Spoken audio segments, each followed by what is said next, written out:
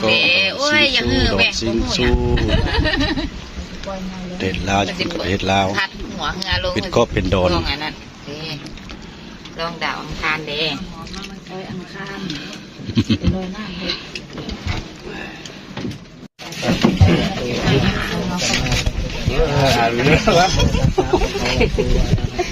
เจ๋งเงี้ย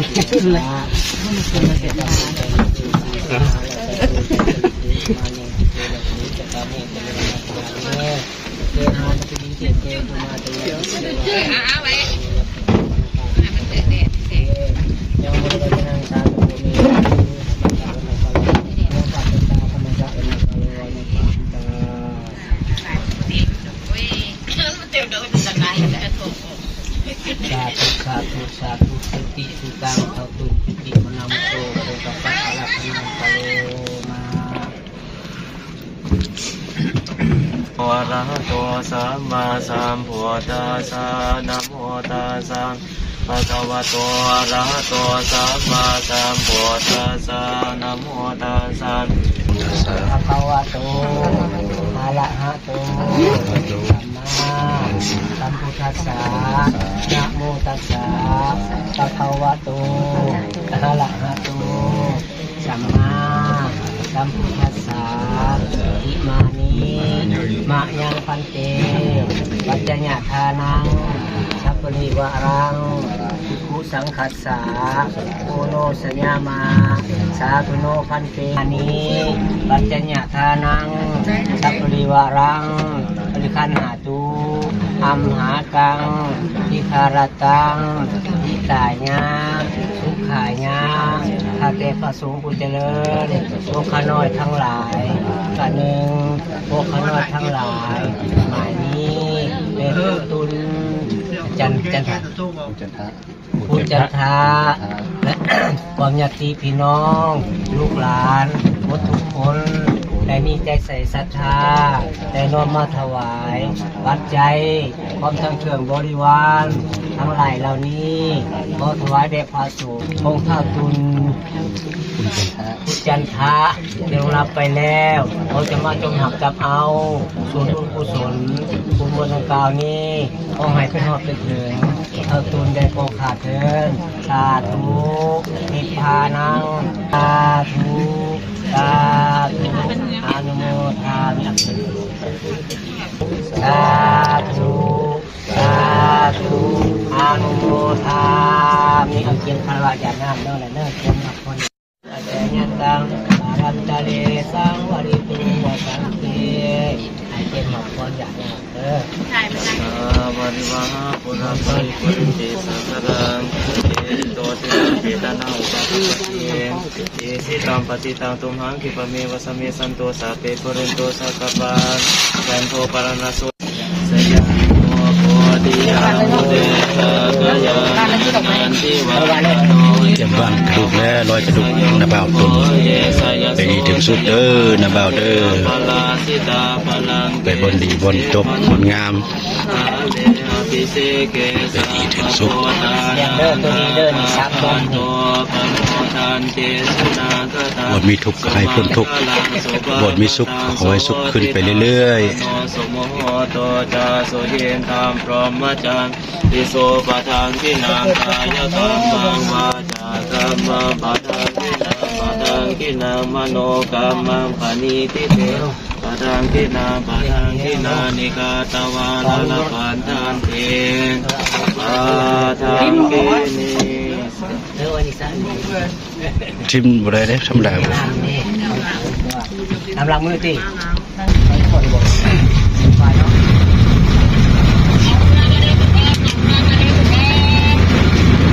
แล้วทั้งพิธีกรรมแล้วบัดนี้กระดูกลอยน้ำแล้วไปที่ถึงสุขแล้ว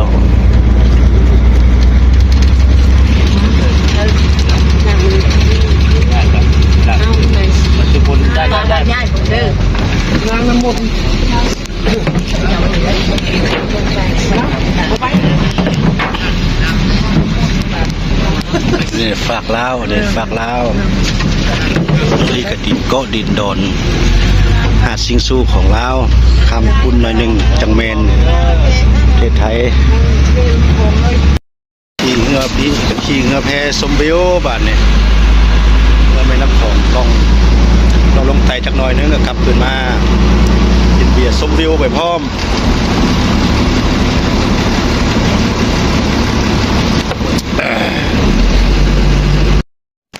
มาหอดแล้วดอนซิงสู้กลางน้ำคลอง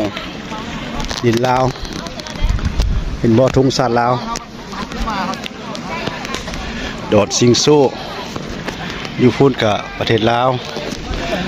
ข้างหลังดอนนี่กับประเทศไทยอันนี้ก็ดอน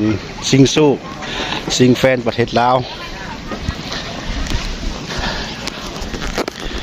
พี่ก็เป็นบ้านหนึ่งมีห้านอาหาร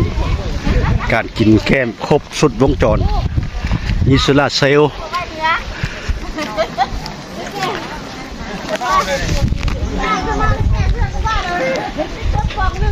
รายงานหมู่บูสับนีเดอร์มาฮอดกลางโดนก็มีห้านขายเครื่องตามธรรมดาใครจะขอบุญขอพรก็ซื้อดอกไม้ซื้อมะกล้วยครับเพิ่นเลย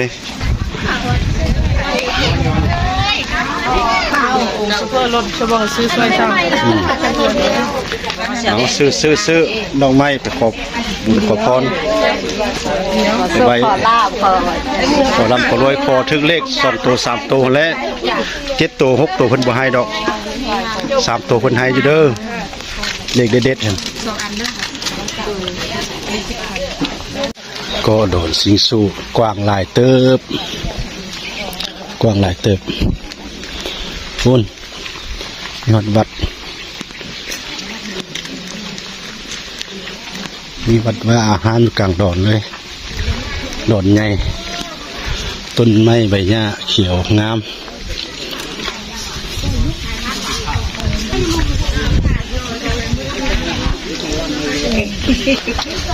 โดย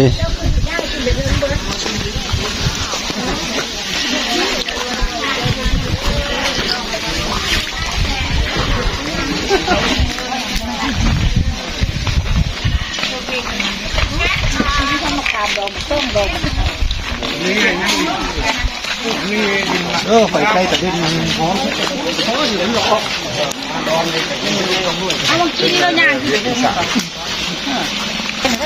วัดพญานาคดอนสิงสู้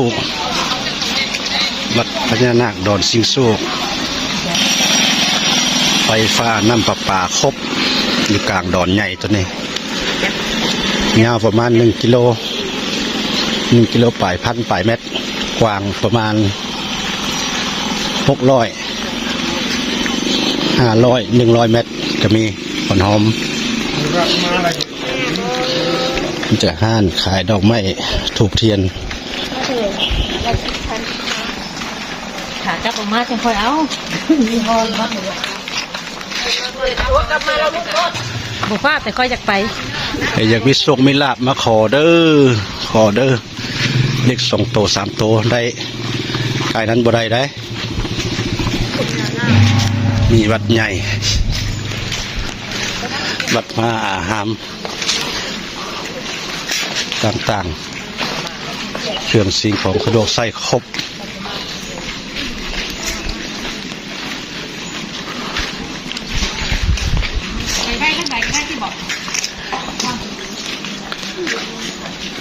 ประตูทางเขาอาหามใหญ่บัดหนักไซยะลามไหว้พระอันนี้เป็นป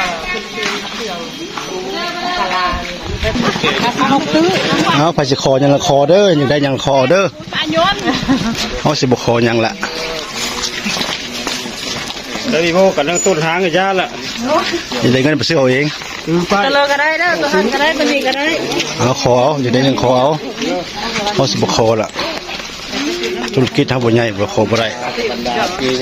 ธุรกิจใหญ่เขาได้ตามในคำคุณงามได้หน้าดำไปเลยน้ำเอาไปเลยได้ยังคอเด้อมาหดแล้วก็โดนบัดสิงสู้ดอนสิงสู้พญานาค7 เสียน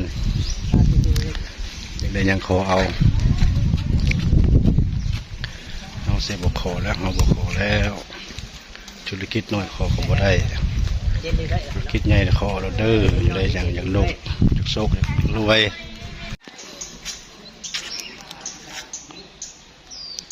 พระนักขราชโดนสิงสู้ด้านหลังด้านข้างพระองค์ใหญ่พระนักขราชใหญ่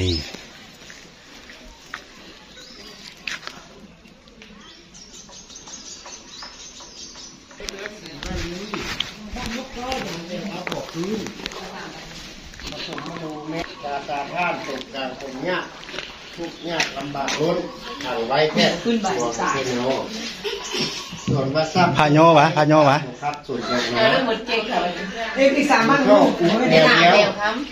ผมมีไข่บู 2 บ้านขึ้น 2 วัน ทางท้ายพวกขันยุมิน คนละนี่บ่ ถามผู้ซ้อนหาจอยเที่ยงจริงสมแล้วเมกะลีเยอะ แม่โปวะ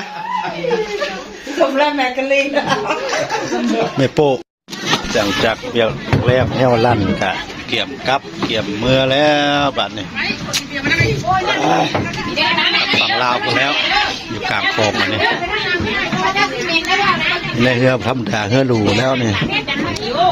ที่ห้องน้ำสะอาด